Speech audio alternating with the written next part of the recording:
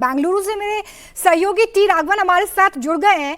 T Raghavan, आज दिल्ली में सिद्धारमैया की मुलाकात राहुल गांधी से होने वाली है। दिल्ली परमानेंट ठिकाना होगा या नहीं, ये सिद्धारमैया ने क्लियर तो कर दिया है, लेकिन पोजीशनिंग क्या होगी सिद्धारमैया की, इस मुलाकात में तय हो जाएगा क्या?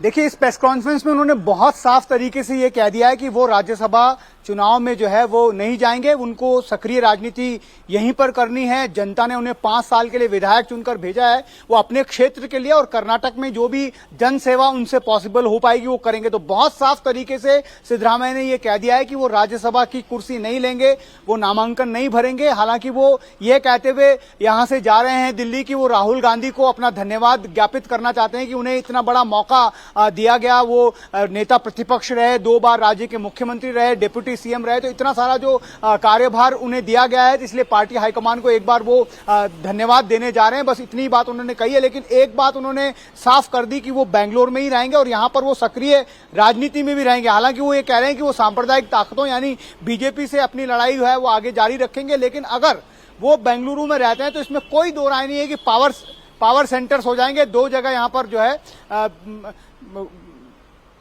जी 2 जगह यहां पर 2 जगह यहां पर कह सकते हैं कि पावर सेंटर्स होंगे और उसको देखना होगा कि ये बड़ी चुनौती होगी नए मुख्यमंत्री डीके शिव कुमार के लिए भी कि वो किस तरह से इसको डील करते हैं। जब उनसे ये पूछा गया कि अगला मुख्यमंत्री कौन होगा राज्य का, तब उन्होंने एक और अहम बात कही। उन्होंने कहा कि ये विधायक दल तय करेगा, हाईकमान तय करेगा और जो तय वहां पर किया जाएगा वही जो है वो मुख्यमंत्री होंगे। हालांकि उन्होंने एक बार डीके शिव कुमार की तरफ देखा और उनकी तरफ मुस्कुराए भी। हालांकि जब इससे पहले ब्रेकफास्ट मीटिंग हुई थी रोमिता, तब उन्होंने वहां पर अपने कैबिनेट कलीग से कहा था कि डीके शिव कुमार अगले मुख्यमंत्री होंगे। लेकिन प्रेस कॉन्फ्रेंस में वो ये कहते हुए बचे। उन्होंने कहा कि ये पार्टी हाईकमान और विधायक दल जो है वो तय करेगा कि राज्य का अगला मुख्यमंत्री कौन होगा। चलिए, कई सियासी मायने होते हैं इस तरह के स्टेटमेंट के टी राघवन, लेकिन अभी के लिए इस फैसले को टाल दिया गया है कि वो राज्यसभा नहीं जाएंगे, या सिद्धारमैया कुछ बड़ा प्लान कर रहे हैं?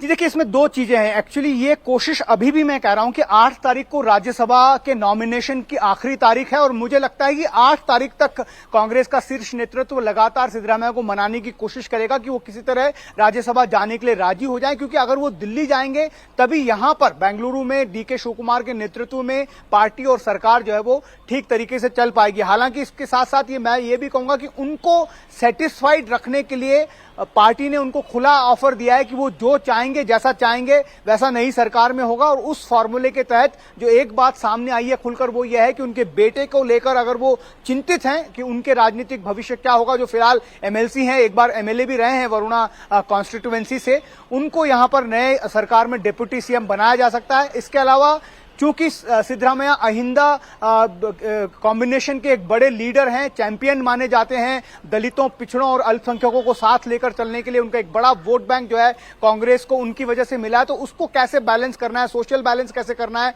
कास्ट इक्वेशंस कैसे बिठानी है, इसके लिए भी ये कहा जा रहा है कि नई सरकार में जो है बहुत ज्यादा मल्टीपल डीसीएम्स हो सकते हैं। 3 डीसीएम कम से कम होंगे। और वो जो चेहरे थे जिनके बारे में हम लगातार सुबह से चर्चा कर रहे हैं रोमिता, वो आज उस प्रेस कॉन्फ्रेंस में सिद्धरामैया और डीके शिव कुमार के पीछे भी खड़े नजर आए। और साथ में राघवन, हम क्या ये बिल्कुल कंफर्म मान सकते हैं कि जिस फॉर्मूले की आप बात कर रहे हैं कि डीके शिव कुमार के साथ डेप्यूटी सीएम का जो फॉर्मूला है वो कर्नाटक के लिए तय हो गया है, इसके लिए नाम भी तय कर दिए गए हैं और बहुत जल्द हम इसका ऐलान भी देखेंगे, ये बिल्कुल कंफर्म है अब कर्नाटक के लिए?